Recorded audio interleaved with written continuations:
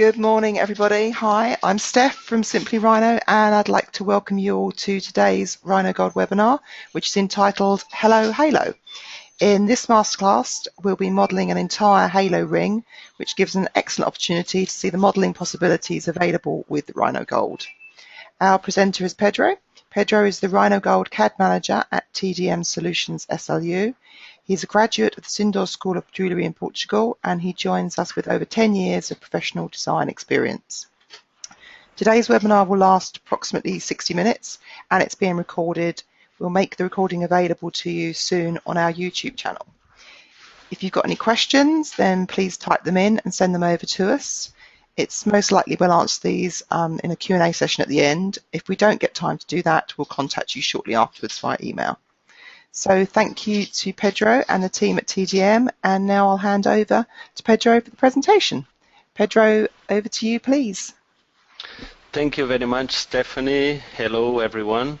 Welcome to this new webinar. Today we will focus this webinar on the model we are seeing now.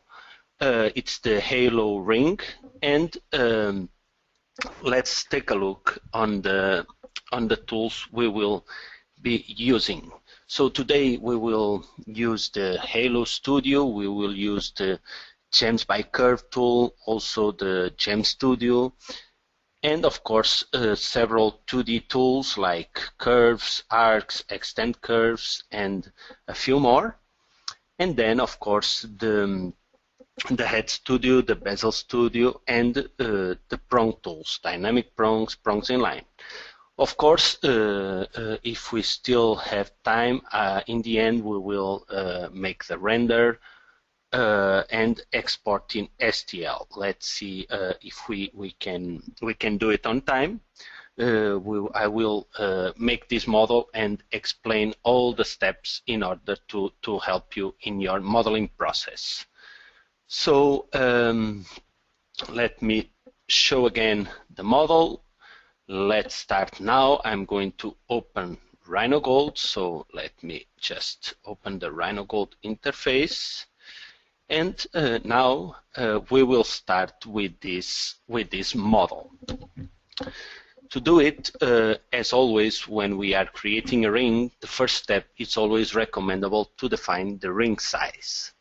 To do it, I'm going to use the gauge tool in the jewelry tab. So this is the gauge icon, and when we click on this icon, we have all the parameters available in the side panel. So in this case, I will define a UK ring size chart, and I will define, for instance, the ring size number. In this case, let's try the R, and the result will be a curve, in this case a circle, with the ring size defined. So I just need to click OK, and the curve was successfully created. So this is the curve to use as reference for the ring size. And now I will also define the main gem. To do it, I'm going to the Gems tab, and with the Gem Studio tool, I'm going to define a gem. In this case, I'm going to define in the side panel the brilliant gem cut, and the material. I can define any material, for instance diamond, and after this I just need to define the measures for this gem. In this case I will use a 5 millimeters diameter, and I click OK to add the gem to the document. After this, we just need to place the gem in the top of the ring, so probably in the front view it's easier. And as you can see, using the gumball, we can automatically define the new position for the gem.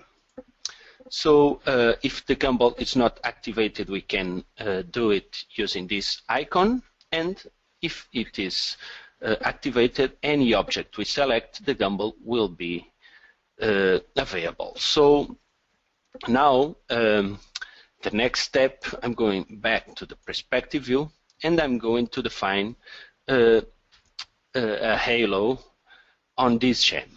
To do it, in the Jewelry tab with the Halo tool, I need to select in the side panel an object to use as reference to create the halo. It can be a gem or a curve.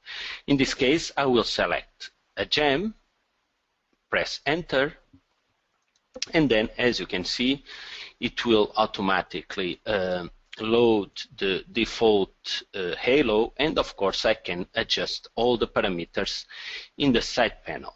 To do it, I'm going to start with the profile. For instance, I'm going to use the profile number 2 just to change the curve from the halo, and then we can adjust the angle, or using the gimbals in the viewport or the parameters in the side panel. And I'm going to define this distance to the main gem, because I also want to create the prongs for the main gem. And of course, all the other parameters, the gem size, the distance between gems, the prongs, everything. To do it, we can easily use the parameters in the side panel. And I'm going to the second tab, the Gems and Prongs tab, and I'm going to define the gem size. In this case, I can define gems with 1.5 millimeters diameter. As you can see, automatically it will adjust the number of gems, the maximum gems possible. Of course, we can also define the distance between gems. In this case, I define it as 0, so it will apply the maximum number of gems. And now I can also adjust the prongs parameter. For instance, the gem inside, the diameter for the prongs, in this case maybe a little bit more. And as you can see easily, we can define the halo around the main gem. Okay, it looks good. Of course, we can adjust then the position if needed. Probably I can move up a little bit more, but also let me take a look in the front view. It looks good, so I will just click OK to add the halo to the document. So at this point we have the main gem, the halo, and the ring size curve. So the next step, I'm going to the front view, and I'm going to define one arc to the bottom part of the shank. So under the Drawing tab, we can use the Arc tool, and as you can see in the command line, the first step we need to define the center of the arc.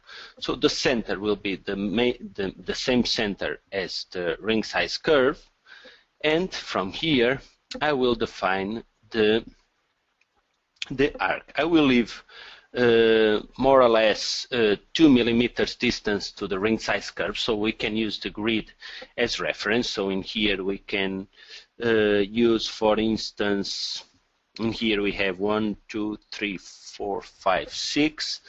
So in here 1 millimeter, and maybe 1, 2, 3, 4, and I will start in here the arc, and then to the other side exactly the same position. So as you can see, now we have the arc correctly defined. I will probably at this point adjust the position for the main gem. So I will leave some space to define some gems in the bottom part of the shank, and probably I will move up the main gem and the halo. To do it, I just select both objects, and using the gimbal I can easily adjust the new position. As you can see, I will leave a little bit more distance between the halo and the ring size. And now let's go back to perspective just to see what we have. And the next step, I'm going to define the curve to connect this arc with the halo. So we have several possibilities to extend curves under the Drawing tab. In this case, I'm going to use the option Extend Curve Smooth. So I just click on this option, and if we follow the directions in the command line, we need to select the curve to extend. So I select the arc, and from here I can easily define the end point of the curve. So probably if I disable the grid snap, I can define any point. In here I will recommend to define a point inside of the arc in the front view, just to be easier to define, to make the connection then between the shank and the halo.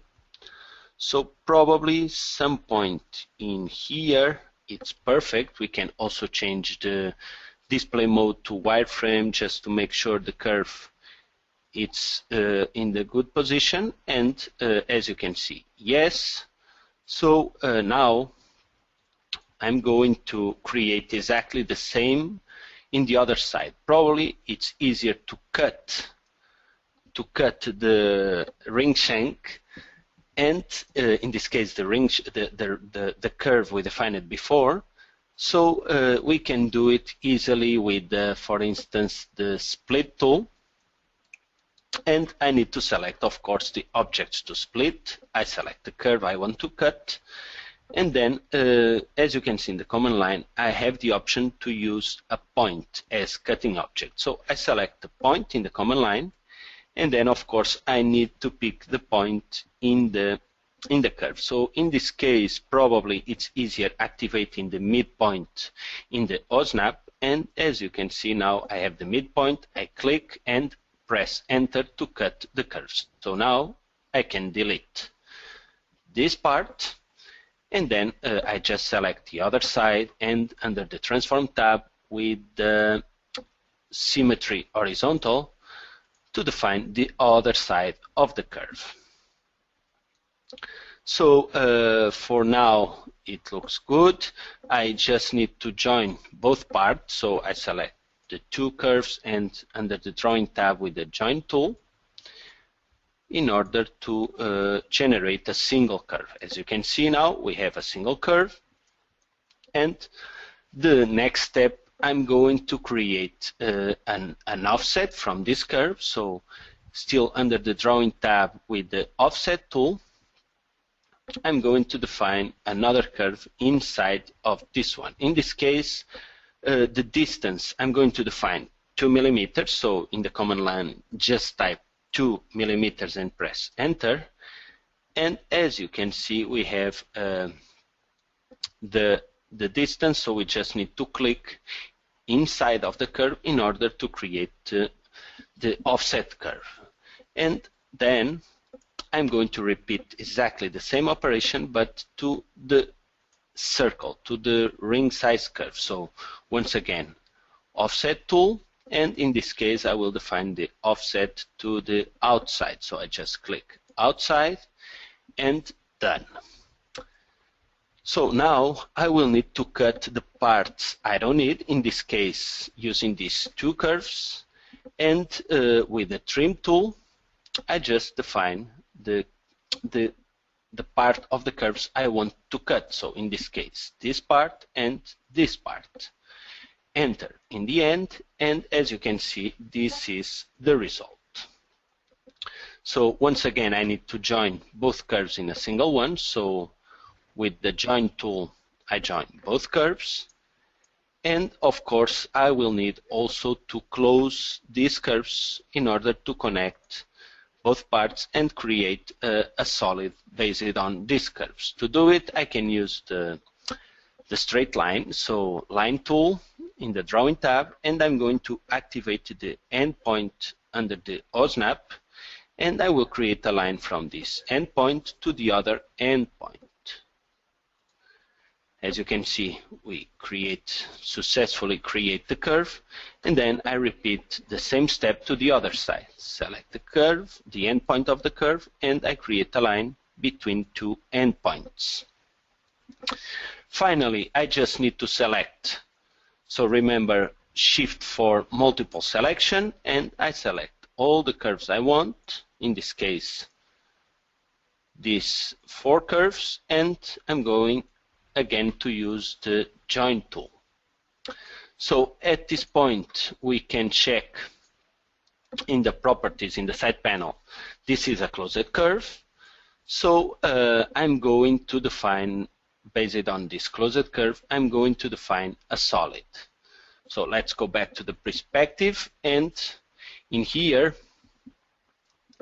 I'm going to first select the 2 curves, and then under the modeling tab with the extrude tool I can define the new in this case the thickness for my solid. So I just need to define, make sure in the command line the solid option is activated, and then of course the extrusion distance to define the thickness. So maybe in the right view it's easier to define the thickness. I'm going to activate the grid snap, and probably 1.5 for each side. I will define 3 millimeters thickness. So I will use 1.5 extrusion distance, enter, and as we can see we have the shank defined. So as you can see now it looks very good.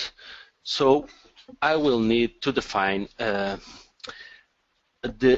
recessed area to apply the gems on the shank. To do it, I'm going go back to the front view again, and in here I will use once again the curves to create an offset in order to define the area for the gems. So once again, under the drawing tab with the offset tool, I'm going to define a new curve, and the offset distance I'm going to use 0.4 millimeters. Enter, and now as we can see, maybe we can define a smaller distance. Let's try 0.3 millimeters just to define the inside curve. So in here it's okay, so I just click inside, and I will do the same to the circle. So once again I select the curve, I choose offset, and I click the direction I want to generate my curve. So as you can see, the curve was successfully created, and now we have the curve so ready to create the recessed area. Maybe this is my curve. I will cut this curve in here, so probably I will create another line, for instance without the grid snap activated, for instance from this point to this point, and I will define symmetry, so transform tab and symmetry horizontal to create the same curve in the other side, and I'm going to use these curves as cutting object to define my new curve. So once again I select all these curves, and under the drawing tab with the trim tool I can cut the parts I don't want, so just select all the parts, and as you can see easily we can define this will be the area we will apply the gems. After this just press enter, and I'm going to define gems until this area, so another curve, in this case another straight line with the grid snap activated, and I generate my curve as cutting object. So I'm going to use once again the trim tool. I need to select the cutting objects, in this case this cutting object and also all the other inside curves. And now I press enter, and I need to click on the parts I want to cut. So in this case this part, also this part, and finally this part. As you can see, we successfully create the curves, we cut the curves, press enter in the end, and now I will join all these curves in a single closed curve. So I need to select all the parts, and once again with the join tool to create a single curve, in this case a closed curve, as we can see in the properties tab in the side panel. So now, based on this curve, I want to create the recessed area on the shank. So maybe in the right viewport I can move this curve to the correct position. So I can select the curve. Let's go back to the front view to be easier.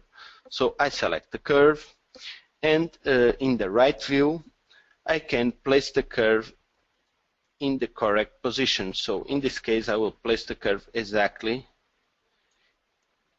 in the same position as the shank.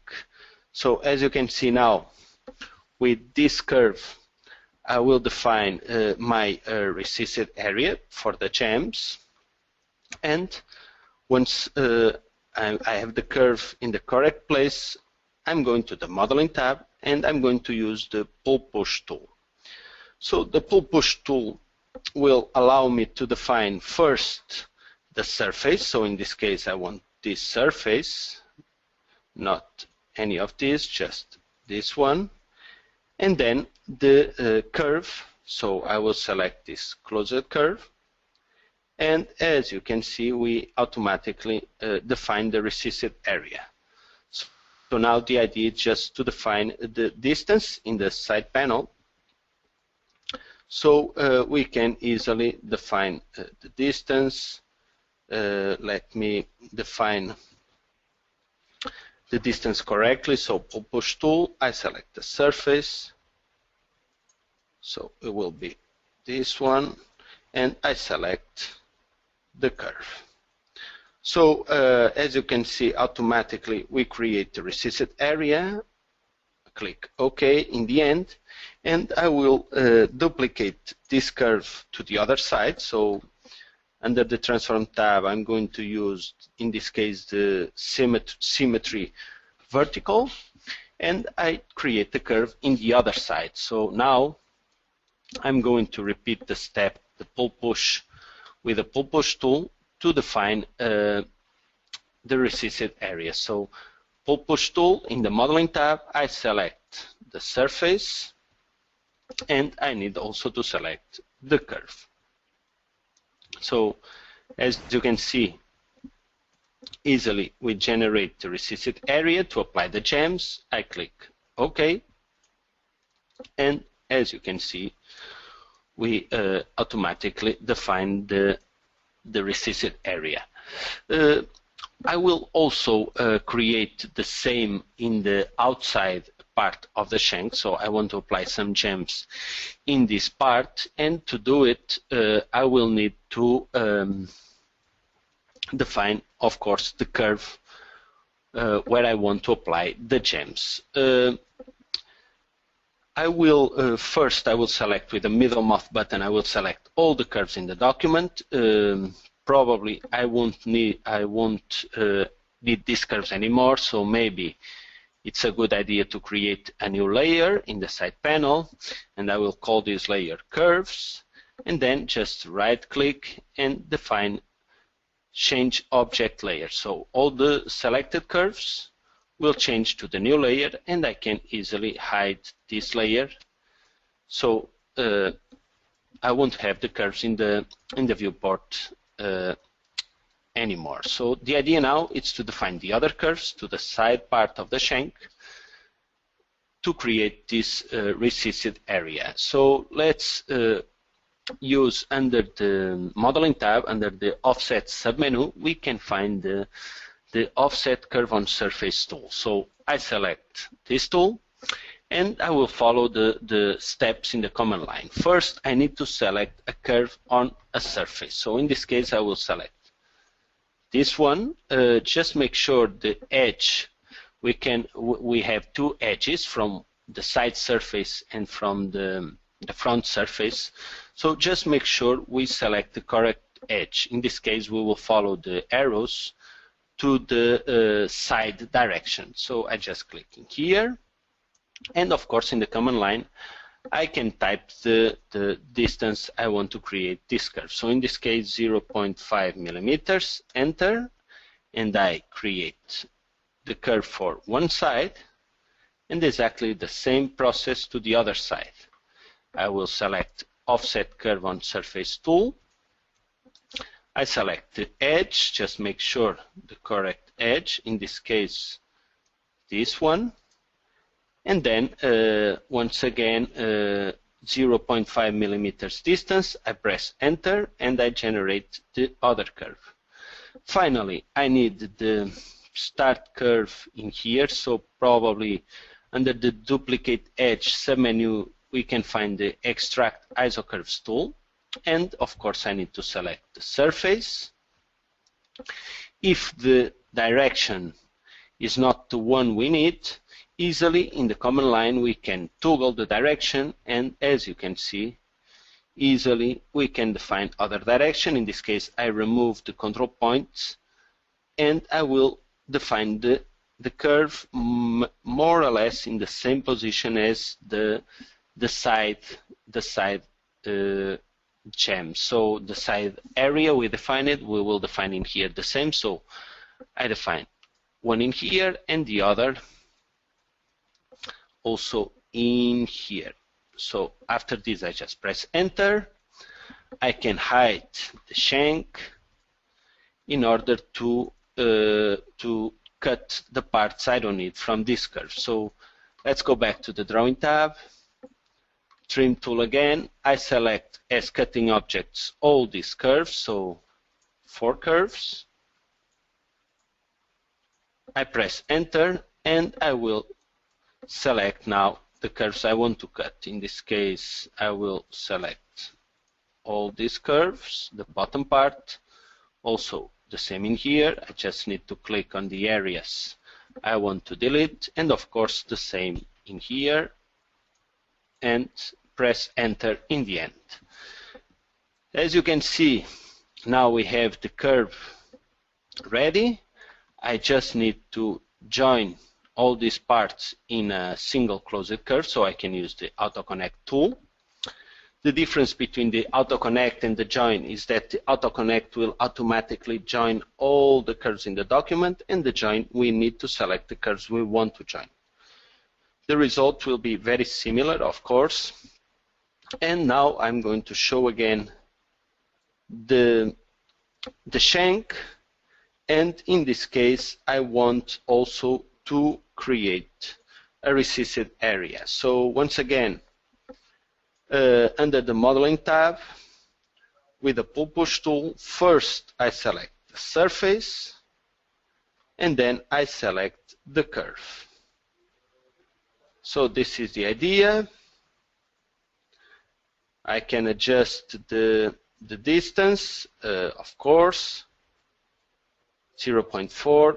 This time I just click OK, and I want to repeat this step to the other side, so I select the curve, and I'm going to use under the transform tab the horizontal symmetry, and as you can see I successfully create the curve in the other side, and I will repeat this step with the pull push tool in the modeling tab.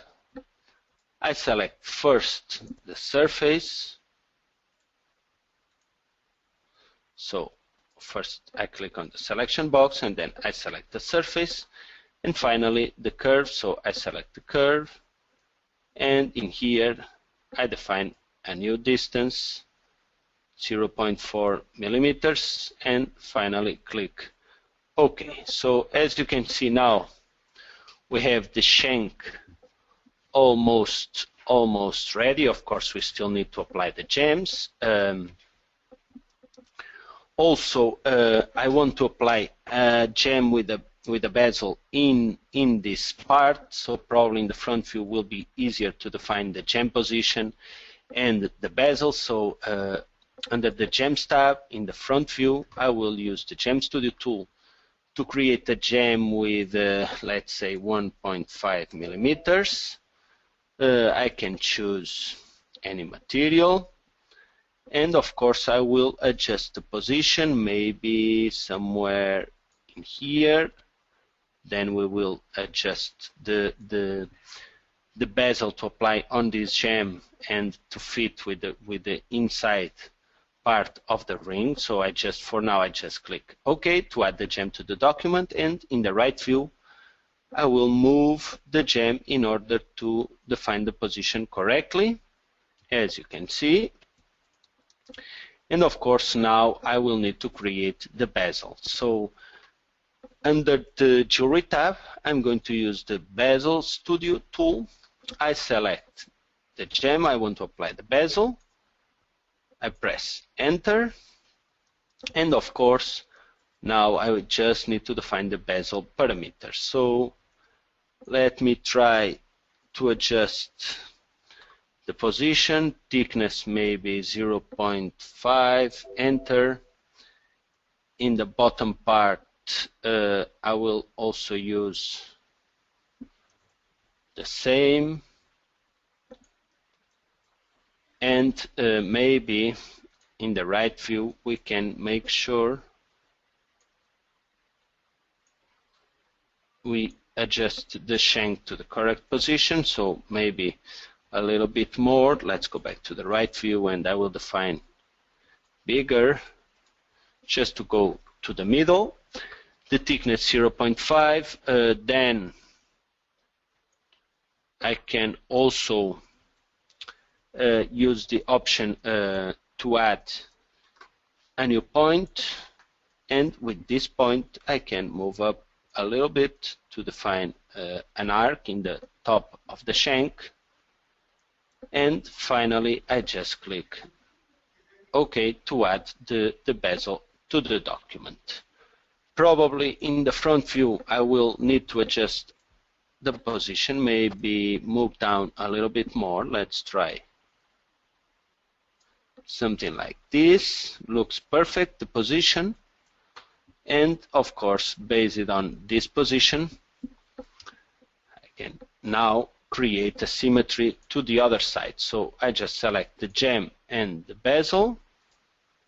I define under the Transform tab, I will define a vertical symmetry from the bezel and the gem, and this will be the result. Okay, so at this point everything it's good. Of course, we will need to add the gems to the document. To do it, let me just first, with the middle mouse button, select the curves. I don't need these curves anymore, so I will go to the Layers tab in the side panel, and I will define these curves to change object layer to the curves layer. So if I change these curves, as you can see, we hide successfully the curves, and now I will just need to define the gems position. So I can start with the gems in the side. So probably it's easier to use the gems by curve tool to apply some gems in here. But to do it, of course, I will need to have the curve on this surface. So probably the easiest way is under the transform, in this case the modeling tab, we have the duplicate edge submenu. We can find several tools to extract curves from objects. I will use now I will use the extract isocurves tool. So when I define extract isocurves, I need to follow the command line parameters. In this case, first step is to select a surface for isocurve extraction. So the surface I want to create a curve is this one. I just click, and of course, once again, if I want to change the direction, I just toggle in the command line, and of course I want the midpoint to calculate the gem, so activate the midpoint option and click. As you can see, easily we create our curve. So now I will apply some gems along this curve. So gems tab and gems by curve tool. I select the curve, so I will select this curve, the curve I want to apply the gems. This circle allow me to adjust the orientation for the gems, so I just press Shift and I can easily adjust the gems position. And of course in the side panel I can define now the gem size, so I can use in here maybe 1.7, looks good. I can start a little bit more, so maybe in here it's perfect. And then I will adjust the number of gems, so how many gems I need. Probably in this case I will also apply this justification. The last one allows us to divide the number of gems along the curve, so just click on this option, and after this I can define less gems, or I adjust the position for the last gem, and this will allow me to have some space to apply the prongs in here. So as you can see, the gems were successfully created. I just press OK in the side panel to apply the changes. In this case, the gems. After this, I will define the prongs in line. So under the Jewelry tab, with the prongs in line tool, to calculate the prongs, so I select this group of gems, I press Enter, and then we can define, of course, the diameter, height, and all the prong parameter. In this case, I want cap height with 0.2, and I just need to drag from the central point to the other side.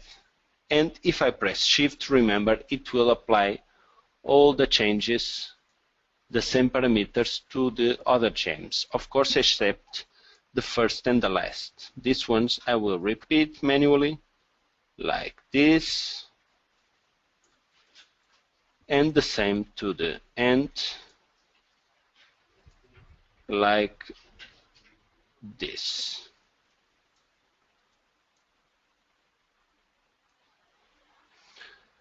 Okay, looks very good. Now I just need to press OK to add all this to the document. And of course, then I will create the symmetry to copy to the other side.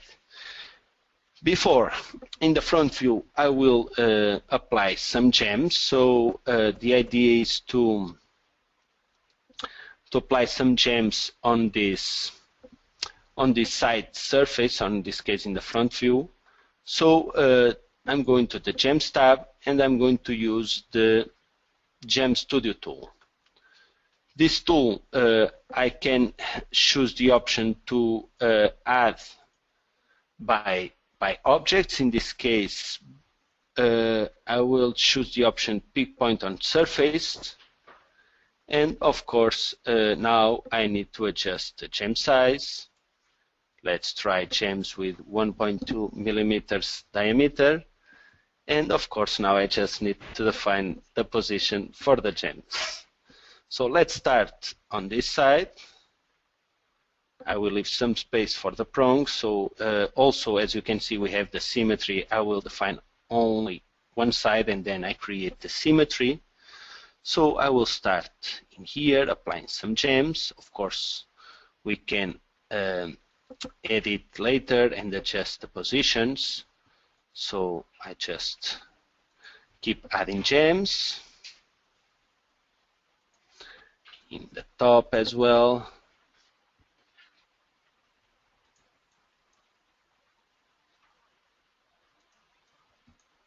Of course, we have other possibilities to add gems in the shank. We can create the line and apply the gems on the line, we have several possibilities. I have used one in the shank, in the side. Now in the front I use other, just to show different workflows. So now probably it's good idea to change the gem size, to add another size in here. We have, for instance, let's try 2.2. Let's see what happens if it is enough. So once again I choose the option pick point on object, and now as you can see 2.2 looks good. I just apply the gem here, and then I will reduce the gem size again. So let me go back to 1.8 and see if it is enough. Probably a little bit smaller would be good, so 1.6, and I define the position, and now reduce a little bit more again, 1.4. Just remember to deselect the gem in order to keep to keep the size. And then now I change in here the gem size, and also define the option to add more gems, in this case 1.4, enter, and finally 1.2 to the last gem. So looks good. I just click OK to add the gems to the document. Let me go back to the perspective to see the results. As you can see, looks good. The position, I need, before creating the symmetry, I will also create the symmetry for this side. I will define the prongs. So maybe let me use I believe in this situation probably the dynamic prong. It's a good option to define the prongs. So dynamic prong tool. I select, of course, the surface as reference, in this case the shank, and probably in the front view let me define the position, probably like this would be good. Let me just define cap height with 0.2, total height, diameter, probably in here 0.5 will be enough. And of course then I just click on add to start adding the prongs. So in the front view it's easier. I just click where I want to add the prongs, in this case like this. Just define the prongs position and click to add the prong to the document. So looks good. The prong is a little bit inside of both gems. The same in here. Probably now in this part maybe we can define in here and in here. Maybe then I will generate a different prong size in here. Let's see. For now this looks good. Also in here, in here.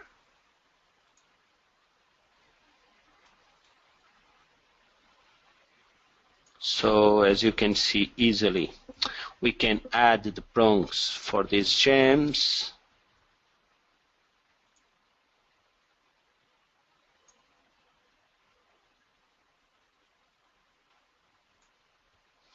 Another one in here.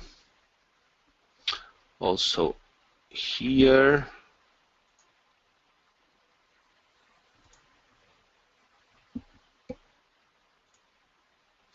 Then probably I can adjust the prong diameter. Let's try now 0.6 and add again. So maybe to this gem I will need bigger prong size. So let's define maybe in here 65.65 millimeters diameter, and I will add one prong in here, other prong in here. Maybe we can add two, so then I will define different prong size. So in here looks good. Maybe I can reduce a little bit more again, back to 0.6, and let's add the prong in here and also in the other side. And finally I can define again 0.55 diameter, add again, so one in here, other in here, and finally the bottom prongs, one in here and the other in here. And I think we're just missing two prongs, so I can define one for the big gem, other for the small gem, and press enter. Let's go back to the perspective. Let's see the results. Looks perfect. All the prongs position, so I just need to click OK to add the prongs to the document. Let me now just see everything looks good. I will just probably define now the curve. I can hide again.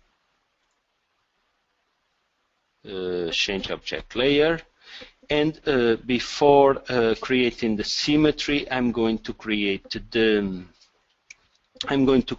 cutters for the gems. And when I create the symmetry, the cutters are already defined. Probably in the wireframe I see that some prongs, for instance these ones, are the depth is too long. Probably I can edit these prongs. I can edit these prongs and reduce a little bit the depth, so we can do it easily by selecting the prongs and then with the middle mouse button edit. And for instance I will define 8 deep below gems, so probably in here less. I believe that just 0.2, 0.3, it's more than enough. And of course the height I will define a little bit less. Looks perfect like this. And of course if I need, I can move to adjust some positions, and after this click OK to apply the changes. So the prongs now we can see are perfect, also the side prongs. So now back to the rendered display mode. I can for instance change the material in the RhinoGold materials panel. For instance I can apply the same material for the shank. Just select the object and double click on the material. For instance all these gems, I can also, in the front view, I can also group them to be easier for the selection. So just select all these gems.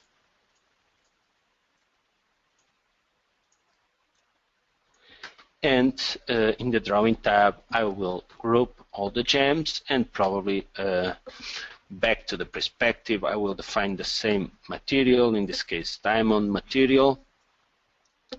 And we have almost everything ready. I'm missing just the prongs for the main gem.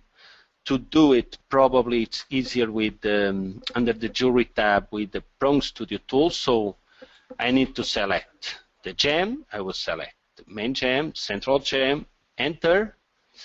And now the idea is to define in this case I will define 4 prongs, so the number of prongs, the parameter gem inside, also the prong diameter. Probably this I will define 0.7, looks good. Cap height I will also use 0.2, and in the top view probably it's easier to rotate the prongs a little bit, just with the central point, and remember to use Shift in order to move all. And we can use the grid as reference as well. So let's go back to the perspective. Everything looks good. Probably we can define a total height a little bit more, but looks perfect. Diameter, if we want, we can also adjust, but looks great. So I just click OK, and as you can see, we have the prongs for the main gem. And finally, I can define the cutters for the gems in the shank. So I will need cutters in this and in these gems to cut the shank. So I just select these gems, and I will define, probably I will do in two different parts. First, the cutters for this. So Cutter Studio with these gems selected. If I want, I can change to wireframe to see inside. Probably I don't need a cutter so long, so I can define 50%, enter, and we can reduce a little bit the size inside. And of course, the same in here. I select the gems, Cutter Studio, and the size inside, probably just 30 will be more than enough. So as you can see, this is the cutter. I click OK. And now I will go back to rendered display mode, and I will define the symmetry. So from these gems, the prongs and the cutters, I will define in the transform tab the horizontal symmetry in order to copy to the other side. So as you can see, easily we copy to the other side. And of course, the others I will copy for the other side, but also to the other side. So maybe with the quadruple symmetry will be easier. So I select the gems, the prongs, and the cutters. And in this case, I will use a quadruple symmetry option, and I will also need to define the central point, the origin point for the mirror. So in this case, the 0, I just click on 0 to be the center, and as you can see, automatically we will have the symmetry in all the sides of the shank. So as you can see now, it's almost everything ready. The last steps, I of course need to remove the cutters in order to create the stone seat. To do it under the modeling tab with the Boolean tool, I can select, in this case, Boolean difference in the side panel. First object to keep, I select the shank. And second object to remove, I will do it by parts. So probably first the cutters in the side panel. I just preview, and this is the result. It was successful done. Okay, so let me just show what we are doing. I can hide these gems just to show this is. We are removing the cutters to create the stone seat. So let me show again the gems. And of course, I will repeat this step now to the other cutters. So once again, Boolean tool, Boolean difference option. I select the object to keep, the shank, and of course, then the objects to remove, the cutters. Enter again. And preview in the side panel to calculate the Boolean. As you can see, also in this case, the Boolean was successfully created. I just click OK. And as you can see now, the ring is ready. Of course, we could adjust a little bit more. For instance, if we want to break the sharp corner, we have the possibility to use the under the modeling tab in the fillet submenu, for instance, with the variable fillet tool. I can define the angle. Let's try in this case 0.2 millimeters, enter, and I can select some edges to fill it. For instance, this edge and the same edge in the other side. Press enter, and as you can see, we can create we can break the sharp corner. The same inside. I just use the fillet, the variable fillet tool, to define the fillet angle, and I can easily break these sharp corners. Of course, we can define other angle as well. And this is the idea, mainly for this halo ring. Now it's ready. I hope to help you with this modeling process. We have seen a lot of the different tools we can use with the RhinoGold. Feel free to use the chat to ask anything. And for this model, we have finished. I hope everything is good. Stephanie, I don't know if you are there. I'm here, Pedro. I'm here. Oh, I'm just. okay, I'm amazed great. that you've managed to do all that in that time. That's brilliant. Yes, thank you. Yes. I have tried to do it on time, and we are exactly 60-minute webinar now. So I believe it was great. That's brilliant. Yeah, it's brilliant. Thank you very much. That's brilliant. Thank you. I haven't. I've got no questions at the moment, but if anyone does have any, then please send over now, and we can ask Pedro those. But yeah, I think that was fantastic. I'm just quite amazed that it's happened that quickly, and I'm staring at it. But anyway, thank you so much, Pedro. That was brilliant. So I guess, yeah, thanks everybody for joining us. And if anyone's got any questions that they want to ask after this, then please just send us an email, and either Pedro or myself will get back to you. And yeah, I guess we'll sign off and hopefully see everyone again, perhaps another Simply Rhino webinar. We'll be doing some more, and hopefully we'll do some more with you, Pedro, soon in the future. Yes, we hope so. We also want to thank Simply Rhino and all the team for the opportunity to show RhinoGold. So thank you also to all the attendees. It's a pleasure to show RhinoGold in action. Thank you very much. Brilliant. Thanks, Pedro. Speak to you soon. Thank you. See everybody. Bye. Cheers. Bye-bye. Bye.